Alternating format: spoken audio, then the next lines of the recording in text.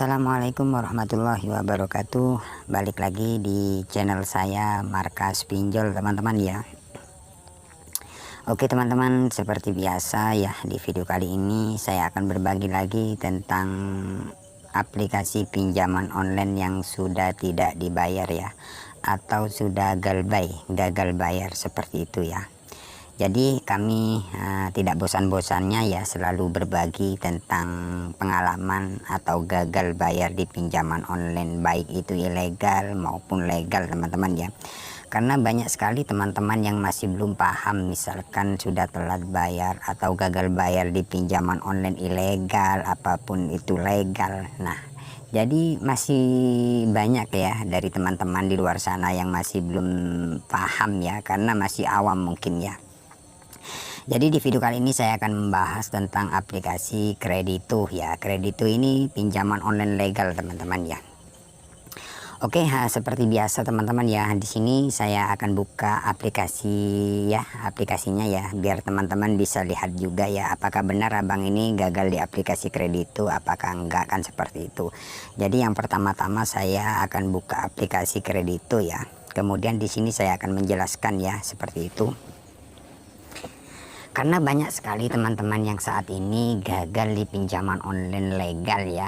Bang, apakah pinjaman online legal sebar data ya kan? Kan itu bukan legal bang, kenapa kok sebar data ya, seperti itu. Jadi di sini saya akan menjelaskan ya seperti apa sih kalau kita gagal. Nah, oke. Nah di sini teman-teman bisa lihat ya, 3 juta menunggu pembayaran 3 juta. Jadi untuk periode pertama sudah telat ya, 1 juta ya, 1 juta 113.000 sekian ya, sudah 3 bulan teman-teman ya.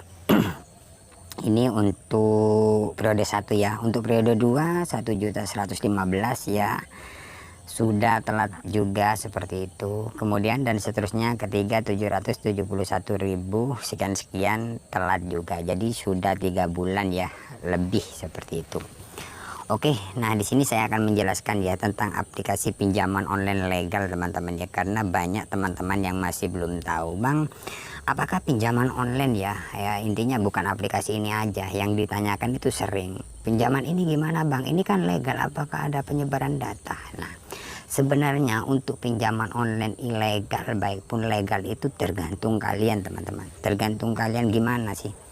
Ya misalkan teman-teman sudah telat ya, pastinya kalian kan ada WA sih atau tagihan dari pihak aplikasi tersebut ya, karena nomor yang didaftarkan kan ada di kalian. Jadi kalian pastinya akan di WA atau di telepon atau di SMS ditagih, misalkan kalian sudah jatuh tempo atau sudah telat ya, bahkan 1 hari 2 hari pastinya akan dapat WA. Nah misalkan kalian sudah seperti itu, kalian balas ya, kalian balas. Misalkan kalian masih belum ada dana, kalian balas sih ya pak, masih belum ada dana.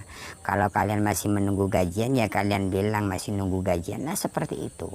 Kenapa saya bilang seperti itu, kalian respon dan selalu merespon agar kalian, data kalian tidak akan disebar, istilahnya tidak menghubungi kondar di luar kondar. Nah misalkan teman-teman sudah ada dapat WA ya, misalkan kalian sudah telat, pastinya kan kalian akan di WA ya, di telepon. Kemudian kalian tidak pernah merespon, bahkan nomor yang dari DC atau penagihnya kalian blokir. Ada WA kalian blokir karena kalian panik dan takut. Nah itu bisa terjadi, data kalian akan disebar di luar kondar kalian.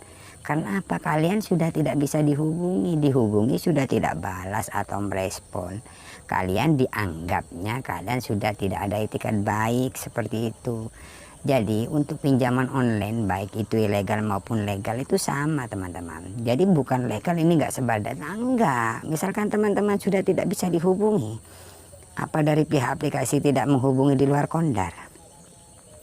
Apa kontak-kontak kita akan dihubungi? Bisa saja, karena banyak faktanya yang sudah di-hub seperti itu, tapi dari pihak aplikasi tersebut tidak memberitahu kalau dari aplikasi apa, seperti itu. Jadi intinya ya tolong sampaikan ya, nama ini ya, ini sudah tidak bayar di pinjaman online, seperti itu aja. Tapi dia kalau yang legal itu biasanya tidak menyebutkan nama dari aplikasinya. di kontak-kontak kita bisa disebar, tapi dia cuman apa ya, ngasih share atau memberitahu tolong sampaikan seperti itu. Dia mempunyai hutang atau lari dari hutang ya di pinjaman online, tapi tidak memberi nama dari aplikasinya. Itulah ciri-ciri pinjaman online legal.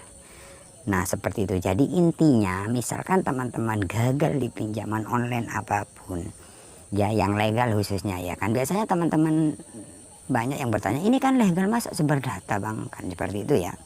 Bisa saja, jadi tergantung kalian misalkan, apalagi kalian sudah tidak mengaktifkan nomor yang didaftarkan ke aplikasi tersebut ya, kalian akan apa ya, karena nomor yang utama sudah tidak bisa di-hub, jadi bisa saja nomor kontak-kontak kita akan di-hub. Bahkan kita tidak bisa apa ya, tidak mengizinkan akses untuk kontak-kontak kita, karena pinjaman online itu ya, untuk pengalaman teman-teman juga ya dan kami, pinjaman online itu semua bisa mengambil kontak-kontak kita itu sebenarnya.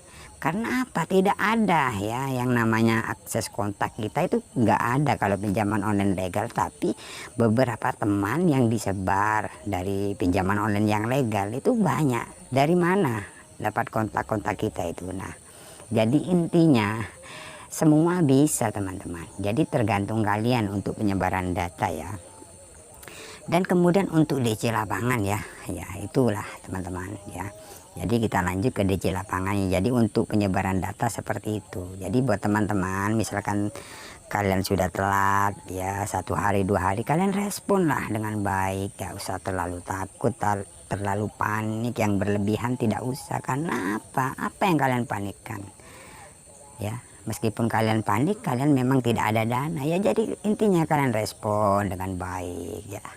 Jadi belajar untuk apa ya, menguatkan mental kalian ya, karena itu kan hanya WA atau telepon saja kan, seperti itu. Jadi intinya kalian balas lah ya. Jadi dari pihak aplikasi misalkan teman-teman selalu balas, itu kalian dianggap masih ada itikat baik ya. Ada juga dari teman-teman kalau kita balas kan biasanya dari aplikasi itu apa ya, ngotot terus bang. Lah memang sih kalau dari pihak aplikasi itu tidak mau tahu alasan apapun, tahunya ya pokoknya kalian harus bayar, kalian ditekan terus, intinya harus bayar seperti itu ya. Nah misalkan teman-teman panik ya, memang resikonya seperti itu teman-teman kalau pinjaman online ya. Jadi intinya seperti itu aja ya, agar kalian tidak disebar datanya, kalian respon dengan baik seperti itu.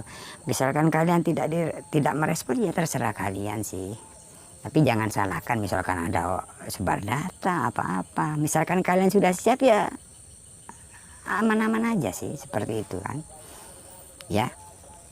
Oke, untuk DC lapangan teman-teman ya. Jadi untuk DC lapangan itu ya, saya ingatkan lagi buat teman-teman, untuk DC lapangan sebenarnya kalau untuk DC lapangan ya, pinjaman online legal apapun itu biasanya memang cara penagihannya memang ya dengan cara-cara tim kolektor mau datang ke rumah, tim kolektor mau datang ke tempat kerja, itu sudah biasa ya. Misalkan teman-teman sudah dapat WA atau surat bahwasanya tim kolektor mau datang ke rumah ataupun ke tempat kerja, itu sudah biasa, itu tidak bakalan datang teman-teman ya. Saya ingatkan lagi ya.